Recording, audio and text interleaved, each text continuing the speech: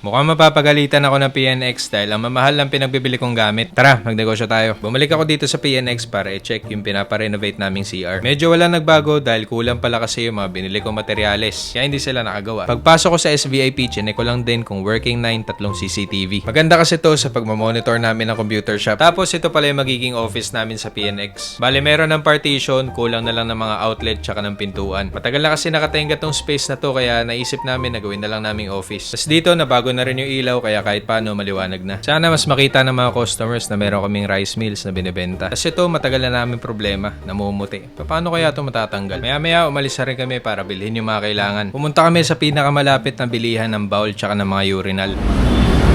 Pero feeling ko parang pang ganito sa atin pwede na eh. Mahal din pala. Oo.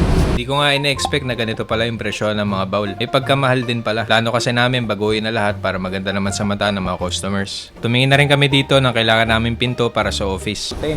Bali yung subat ninyo. 2x4 yung ano niya. 2x3 lang ang hinahanap na hamba eh. Ano yan kaya? 2x? 2x3 at saka 2x5.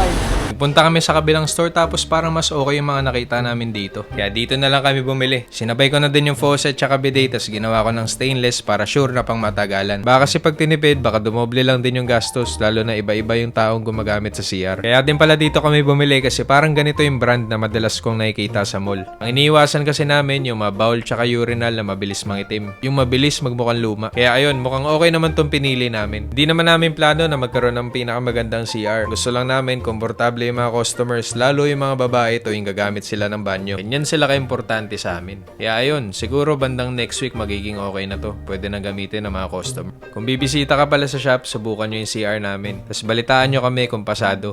Bale, ganito kasi talaga yung plano. Medyo kinapos lang kami sa budget pero at least marami yung makakagamit.